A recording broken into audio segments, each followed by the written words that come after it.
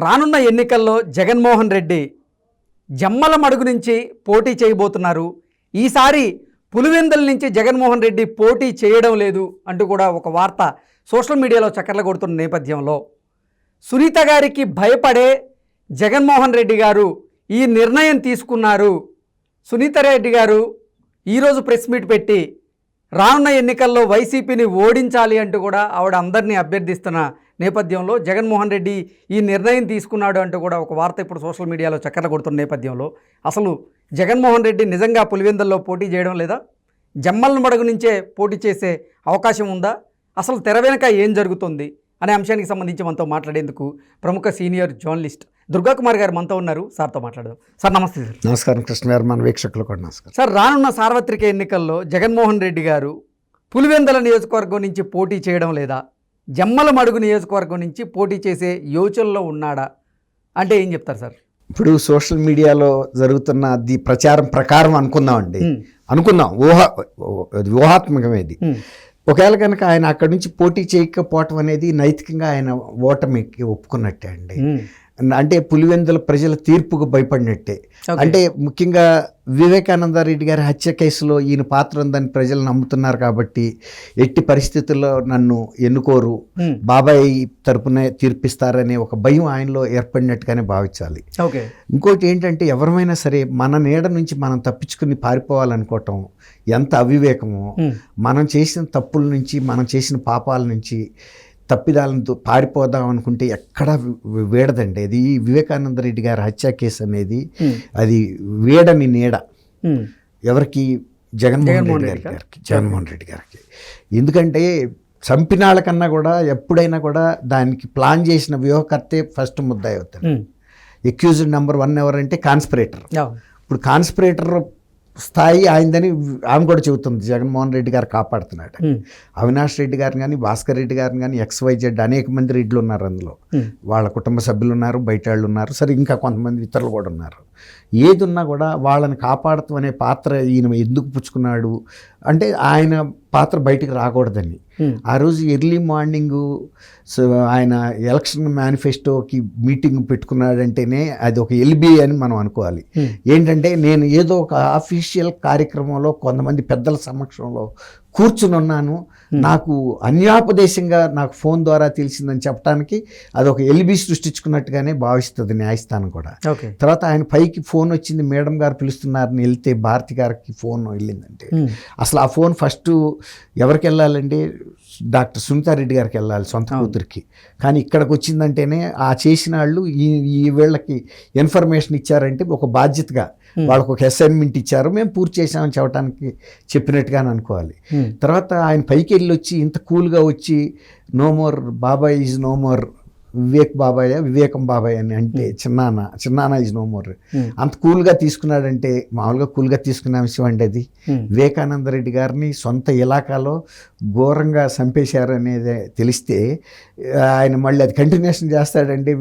Manifesto committee meeting కూల్గా వచ్చి letters proceed అన్నట్టు ఆ ప్రొసీడింగ్స్ కంటిన్యూ అయిపోయినాయి. అంటే అంత కూల్గా తీసుకున్నాడంటే మానసికంగా ఆయన ముందే తెలుసు అని ఎవరైనా అది ఇన్ఫరెన్స్ తీసుకుంటారు, ఏ కోర్టు అయినా కూడా. అట్లా ఆయన తను ముందుగానే ఇవన్నీ కూడా తెలుసు కాబట్టి ఇక పులివెందుల ప్రజలకి ప్రతిదీ అంశం తెలుసు అనేది వీళ్ళకి తెలుసు.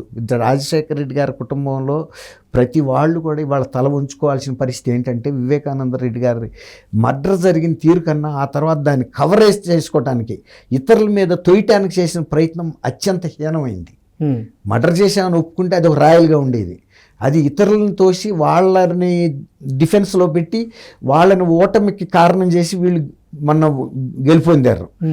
ఈ ప్రతిసారి ఇలాంటి మర్డర్లు జరుగుతాయి అనే భయం పులివెందుల ప్రజలకి అక్కడ నాయకులకు కూడా వచ్చింది.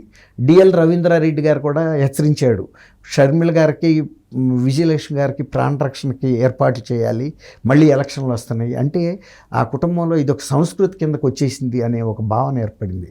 అందువల్ల పులివెందుల నుంచి ఆయన ఒకవేళ మార్చుకోమని కొంతమంది సలహాదారులు చెప్పుండొచ్చు, అది కరెక్టే కూడా అయి ఉండొచ్చు. కానీ ఒక నైతికంగా చూసేటప్పటికి ఆ కుటుంబం దాదాపు 78 నుంచి రాజశేఖర రెడ్డి గారి కుటుంబీకులే అక్కడి నుంచి ఎన్నికవుతా వచ్చారు. 78 నుంచి అంటే అంత సుదీర్ఘకాలం ఎమ్మెల్యేగా ఉన్న కుటుంబం అక్కడ ముఖ్యమంత్రిగా అన్నీ చేశాడు. అక్కడి నుంచి ఆయన 2 సార్లు పిసిసి ప్రెసిడెంట్గా. ఇవాళ ప్రజల్లో అబాస్పాలు జగన్మోహన్ రెడ్డి గారి హయాంలో జరిగబట్టే కదా ఇవాళ ఆ స్థానాన్ని ఆ కుటుంబం వదిలిపెట్టి పక్కకు వలస వెళ్ళిపోయినట్టే కదా. ఇప్పుడు ఆంధ్రప్రదేశ్లో కనుక జీవన భృతి జరగక తెలంగాణకి బెంగళూరుకి ఎట్టా వలస వెళ్తున్నారు, పులివెందుల్లో నేను గెలవననే భయంతోనే ఆయన బహుశా మీరు అన్నట్టు జమ్మల మడుగుని ఎంపిక చేసుకుని ఉండొచ్చు. కానీ నీడ ఎక్కడికి పోతుంది? జమ్మల మడిగి ఏమన్నా అమెరికాలో ఉండ నియోజకవర్గమా? పక్క నియోజకవర్గమే కదా. జిల్లా అంతా తెలుసు కదా, పసిబిడ్డకు కూడా తెలుసు కదా. కాబట్టి అక్కడ మాత్రం వివేకానంద రెడ్డి గారి నీడ నుంచి వీళ్ళు ఎడ తప్పించుకోగలుగుతారు? ఇవాళ ఆమె ఒక శంకారావం ఊదింది. వీళ్ళు హంతకులు, ఇలాంటి వాళ్ళు మీరు ఎలా ఎంపిక చేసుకున్నారు? ఇప్పటికైనా కళ్ళు తెరవండి. మీరు, నేను, అందరం కూడా మన మనోవేదన నుంచి, ఇట్లాంటి నియంతృత్వ దాష్టికాల నుంచి బయటపడాలంటే, లేకపోతే ఈ మన వెంటాడేటటువంటి మనస్తత్వం నుంచి మనం బయటపడాలంటే మనం ఖచ్చితంగా ఈ ప్రభుత్వాన్ని ఓడించాలి. నాకు తెలియని ప్రజలు కూడా అనేక మంది మిత్రులు నాకు మద్దతు ఇస్తున్నారు ఈ కేసు విషయంలో, కానీ సొంత కుటుంబ సభ్యులే నాకు ఈ ద్రోహం చేశారు అని ఆమె చెప్పిన పరిస్థితుల్లో పక్కనున్న జమ్మల మడుగు నియోజకవర్గ ప్రజలకి ఇది కనపడదా? కాబట్టి ప్రయత్నించడంలో తప్పులేదు. ఒకవేళ కనుక నిజంగా ఆ ప్రయత్నమే జరిగినాడు, ఇక జగన్మోహన్ రెడ్డి గారు నైతికంగా పూర్తిగా ఇక పతనమైనట్టే నా ఉద్దేశంలో.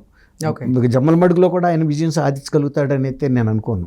ప్రజలందరూ ఒక నిర్ణయానికి వచ్చేసారు. ఎప్పుడైతే బీఆర్ఎస్ ప్రభుత్వం ఇక్కడ మారిందో, ఇంత మంచి పనులు చేసిన తర్వాత కూడా ఈసారి కూడా అక్కడ నిజాలు తెలిసిపోయినాయి. ఆ గతంలో ఈయన చెప్పినవన్నీ కూడా అబద్ధాలే. మనకిచ్చిన హామీలు నెరవేర్చలేదు. సొంత చెల్లెళ్ళిద్దరూ లబోదిబోమని గగ్గోలు పెట్టి ఏడుస్తున్నారు. షర్మిల్ గారు ఆంధ్రప్రదేశ్లోను, ఈమె వాళ్ళు ఢిల్లీ రాక కూడా వెళ్ళొచ్చింది. అనేక సార్లు వెళ్ళింది. అనేక సార్లు సుప్రీంకోర్టు, గౌరవ హైకోర్టులకు వెళ్ళింది. ప్రధానమంత్రుల్ని, ముఖ్యమంత్రి, రాష్ట్రపతుల్ని కలిసింది. కానీ ఆంధ్రప్రదేశ్ ప్రజలు ఇచ్చిన అధికారాన్ని జగన్మోహన్ రెడ్డి గారు ఆంధ్రప్రదేశ్లో ఏమైనా ప్రాజెక్టులు తేటానికో, వాళ్ళ ఆర్థిక అభివృద్ధికో, సామాజిక అభివృద్ధికో, పారిశ్రామిక అభివృద్ధికో, ఉపాధి కల్పనకో ఉపయోగించకుండా కేవలం ఆయన మీద ఉన్న కేసులు, వివేకానంద రెడ్డి గారి కేసులో హంతకుల్ని కాపాడటానికి మాత్రమే ఉపయోగిస్తున్నాడనేది ఆయన స్పష్టంగా చెప్పి ఆయన అన్ని శక్తియుక్తులు దీని మీదే పెట్టాడు. అంతే తప్ప ప్రజల మీద పెట్టలా. ఇప్పుడు చెప్పింది కదా, 11 కేసులే కాదు, వివేకానంద రెడ్డి గారి హంతకులను కూడా ఆయన కాపాడుకోవటానికి తన అధికారాన్ని ఉపయోగిస్తున్నాడని. ఇప్పుడు ప్రజలు తెలుసుకోకపోతే కనుక ఈసారి నష్టపోయేది, ఆ దురదృష్టం వెంటాడేది ఆంధ్రప్రదేశ్ ప్రజల్ని. సునీత గారు ఒక హాస్పిటల్లో మంచి స్థానంలో ఉన్నారు. ఆర్థికంగా కూడా ఆమెకి ఏం పెద్ద కోరికలు కూడా ఏం లేవు. ఆమె ప్రజల యొక్క క్షేమం కోరి మాత్రమే సలహా చెబుతుంది. ఆమెకి ఇక్కడ అపోలో హాస్పిటల్లో హెడ్ ఆఫ్ ద డిపార్ట్మెంటు, ఎక్కడ ఎంత ప్రముఖుడికి ఏమైనా పెద్ద తీవ్రమైన వ్యాధులు వచ్చినప్పుడు ఈమెను కన్సల్టెంట్గా ఫ్లైట్లో అక్కడ తీసుకెళ్తారు. స్పెషల్ ఫ్లైట్ పెట్టైనా ఆమెకు వచ్చిన ఇబ్బంది లేదు. కానీ ప్రజలు కూడా ఈ మానసిక వేదన పడొద్దు అనేది ఆమె ఇది. ఎప్పుడన్నా మెంటల్ రిలీఫ్ కోసం అమెరికా వెళ్ళినా కూడా అక్కడ స్నేహితులతో కూడా. ఈ నేపథ్యంలోనే జగన్మోహన్ రెడ్డి ఈసారి జరగబోయేటువంటి ఎన్నికల్లో నేను పులివెందుల నుంచి పోటీ చేస్తే ఇక్కడ ఓటమి తప్పదు అని భావించే ఆయన జమ్మల మడుగు నుంచి పోటీ చేయబోతున్నారంటారా? ఖచ్చితంగా. ఒకవేళ కనుక జరిగితే కనుక అంతకన్నా వేరే కారణం ఏమి ఉండదండి. ఎందుకంటే పులివెందులు అనేది వాళ్ళకి పెట్టని కోట. ఆ కోటలోనే వాళ్ళే పగలగొట్టుకున్నది ఏంటంటే వివేకానంద రెడ్డి గారిని అక్కడ మర్డర్ చేసి, మా కుటుంబానికి ఎక్కడేం పెద్ద పవర్ ఏం లేదని వాళ్ళే చెప్పుకున్నారు. మా చిన్నాన్న కోడి పిల్లని చంపినట్టు చంపేశారు. ఇప్పుడు ఎవరికైనా మన సొంత ఇంట్లోనే మన వాళ్ళని చంపెళ్తే మనకి ఇంకేం ప్రతిష్ట ఉంటుందండి అక్కడ? ఇప్పుడు అందులోనూ ఆయన నేను మడం తిప్పనని వీరుడిని అంటున్నాడు కదా. ఆ అంతకులు నువ్వు వెంటాడి సంపక్కర్ల గండ్రగొడ్డలు పెట్టి కనీసం వాళ్ళని అరెస్ట్ చేయడానికి కూడా నువ్వు ఎందుకు సహకరించట్లేదు? ఆ ఎస్పీ కర్నూలులో అవినాష్ దగ్గరని అరెస్ట్ చేయడానికి వెళ్ళినప్పుడు నేను లా అండ్ ఆర్డర్ వస్తుంది అని సహకరించినప్పుడు సస్పెండ్ చేయాలి కదండి. నువ్వు ఎందుకు సిబిఐకి సహకరించలేదని ఎందుకు మౌనంగా ఉన్నాడు? ఆ మాత్రం పరిపాలన నీకు తెలీదా? నువ్వు ఒక ముఖ్యమంత్రి కొడుకు కాదా? ఎక్కడన్నా ఒక లేమ్యాన్ అంటే ఏమంటారు అది వేలు ముద్ర వేస్తారు కదా, నిరక్షరాస్య. సరే, నిషాని ఫ్యామిలీ నుంచి వచ్చావా నువ్వేమన్నా? నిషాని అంటే వేలు ముద్ర నిషాని. అట్లా అంటే చదువు లేని కుటుంబం నుంచి రాలేదు కదా, ఒక పరిపాలన దక్షత గల కుటుంబం నుంచి వచ్చావు కదా. ఎప్పుడైతే ఎస్పీ అక్కడ అంత తప్పు చేశాడో సిబిఐకి సహకరించకుండా వెంటనే కనుక సస్పెండ్ చేస్తే నువ్వు ఒక ముఖ్యమంత్రి అని అనుకునేవాళ్ళు.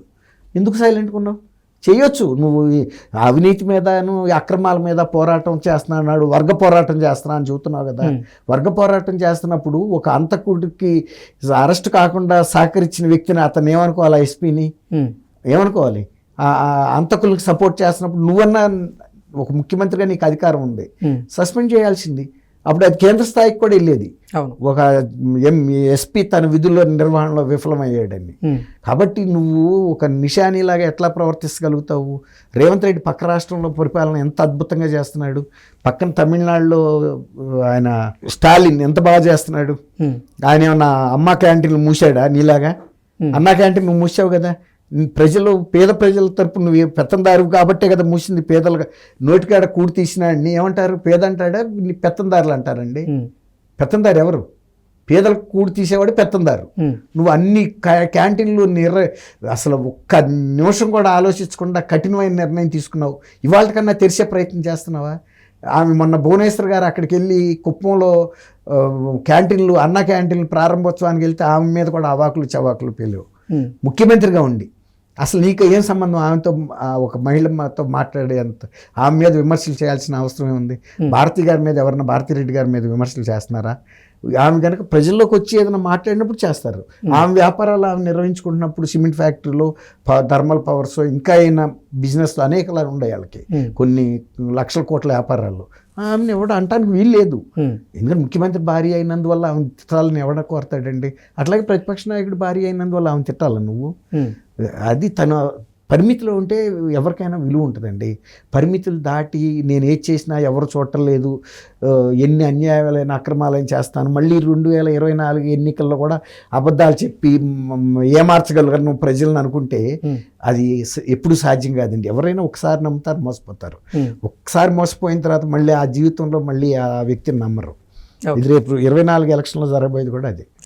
Okay sir, thank you. Thank you Krishna గారు. మన వీక్షకులకు కూడా నమస్కారం.